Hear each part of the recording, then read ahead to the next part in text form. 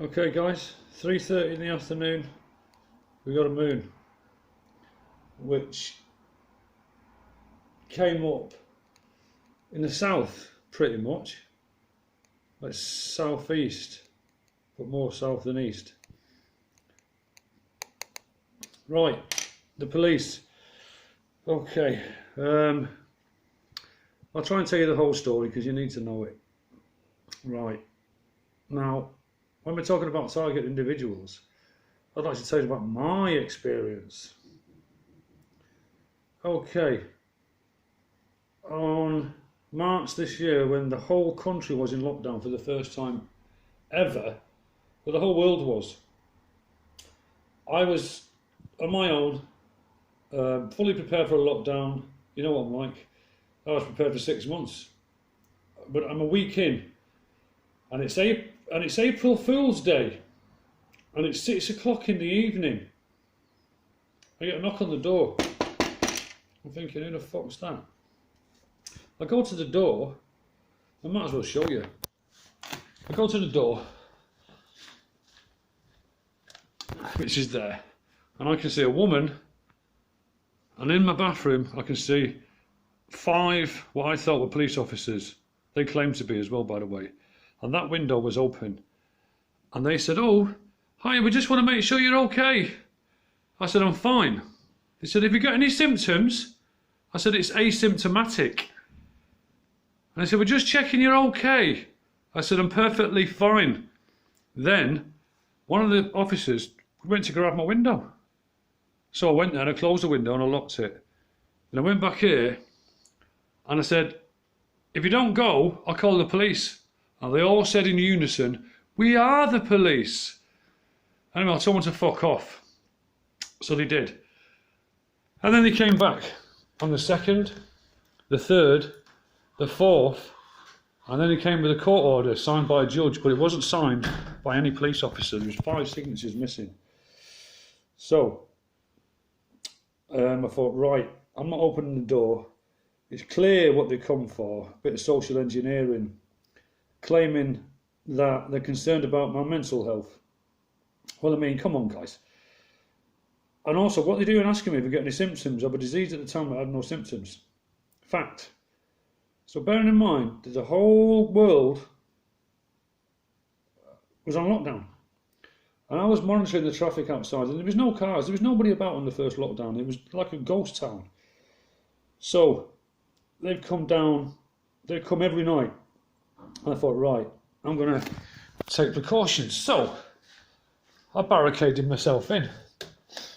I took the bed out of there, I put it there, pushed the mattress up there, and I got a load of fishing wire, and I strung it from there to there, all the way down here. All the way down here to about here. Because I knew that when they smashed the door, they're just going to come straight in. But I wanted to put a stop to that. Because they're not coming straight in, not on my shift. So I covered it in fishing wire like that. And then, when he eventually smashed the door, they realised that they're fucked. They can't get in.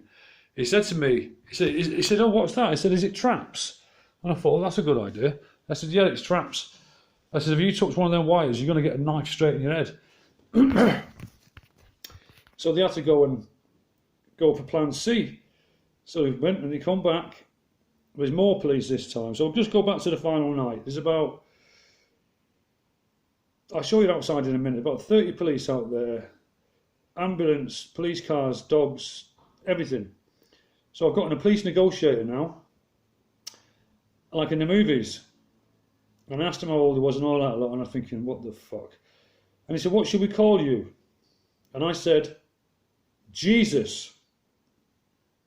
Now, he didn't call me Jesus. If I'd have said my name's Mary, I probably would have had to. But anyway, so I'm going to jump forward a bit now. So they smashed the door down and they realised they can't get in. And it was there for 5 hours. So you imagine, and we know it's an electric universe now. So they said the whole of England is on lockdown and everybody's quiet. I said that's my flat there. You can imagine how much energy was coming off here, how many watts, because I was fucking terrorised. They come around every fucking night. I didn't know what they were going to do, so it was a bit of a rough 5 days and 5 nights. Anyway, So they come in. I fire the fire extinguisher at them. So that stopped them a little bit. And then I said, if you come in here, I will stick a knife in your eye. And I told the man I've got a gun and go and get the armed police, because I'm not fucking getting dragged out of here and making out to be insane when there's clearly fuck all wrong with me. So, in the end, he came in. So I had a strategy. I was going to throw a bucket of washing up liquid on the wooden floor, right, down a hallway. So when they came in, they'd slip over and they wouldn't be able to stand up. I don't care who they are. They'd have been fucked, but I forgot in my panic. So then I goes out on the balcony. I come here, I lock the door, and then my plan was to get down the drain pipe there and go onto the balcony below, but I panicked. So I sat on here, and as I've sat here, there's about 30 police there, and they put spotlights on me because it's nearly midnight. And then there's a policeman down there with a dog, and they're all over here. And I came out here and I pointed my imitation gun that I made at the police man with the dog. He didn't flinch an inch, which I thought was a bit strange. You know, I didn't know I didn't have one. Anyway, so then I'm sat here. I'm thinking, what am I going to do? And I realised I'm too far away from there. So I decided to try and get in the balcony below. Because when I look round the window there, there's 8 riot police there, and there's fucking riot police there, and dogs and everything. So I thought, fuck that, I'm not going there. So I hung off this balcony. I try and do, and then I let go. And then I hit that one down there, and you can see there it snapped where I landed. So I've let go, I've dropped myself from here, I've gone like that, I've hit that balcony there, I've snapped it, and it's made out of metal, like this one.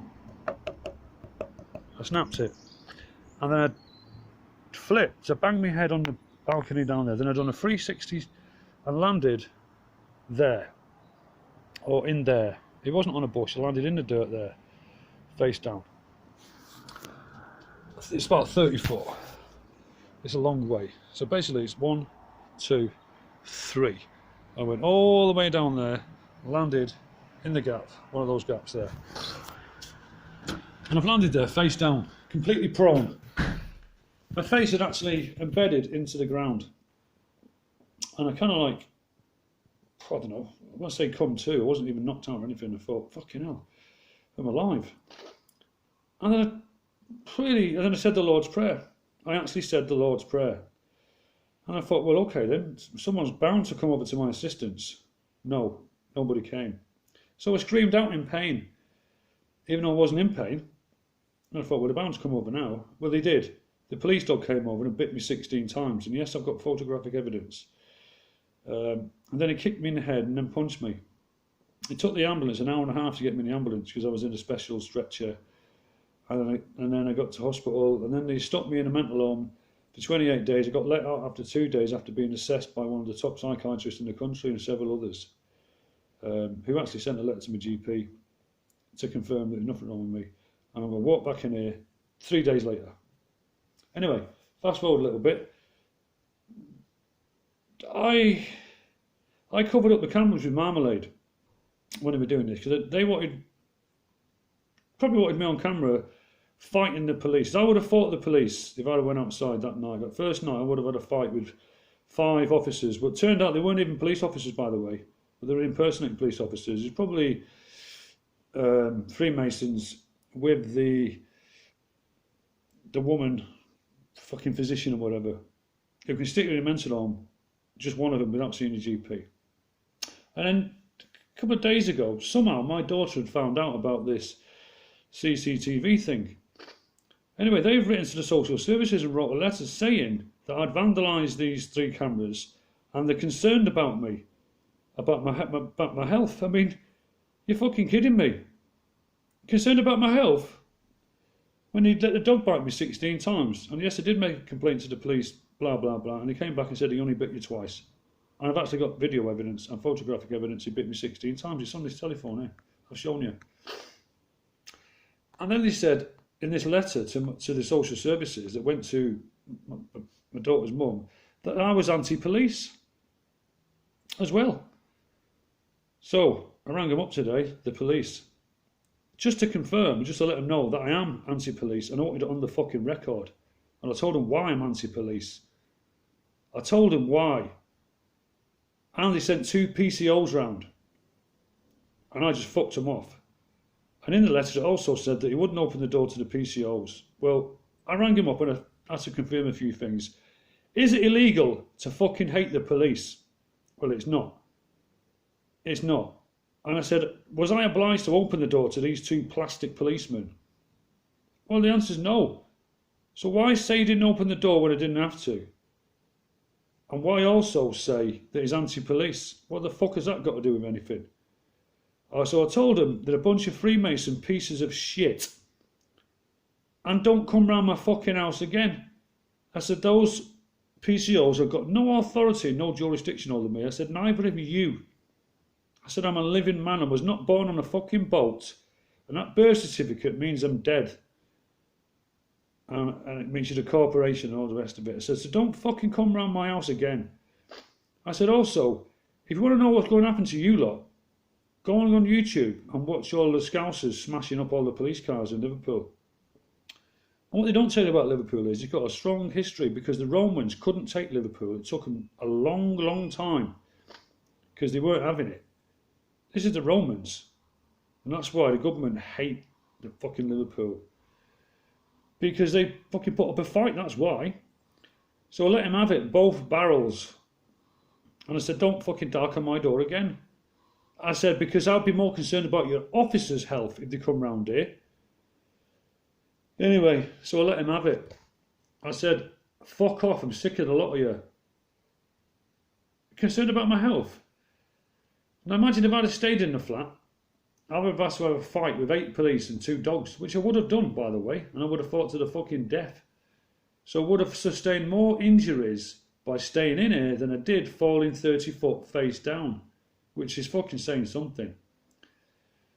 Anyway, it took them 45 minutes to flip me over, and when they did, I had branches stuck in my forehead, and they were bleeding, and I had a massive beard. I must have looked like Jesus. And the first person to see him was a man in a balaclava, dressed in black, who took my phone out of my pocket. This one. And I said, oi, where are you fucking going with that? Anyway, I got it back the day later, but what's the man in the balaclava doing taking my phone out of my pocket? Well, I know why. So yeah, that's the short version. So I told Babylon to fuck off. And I don't give a fuck. And if they come round here, I will fucking fight to the death again.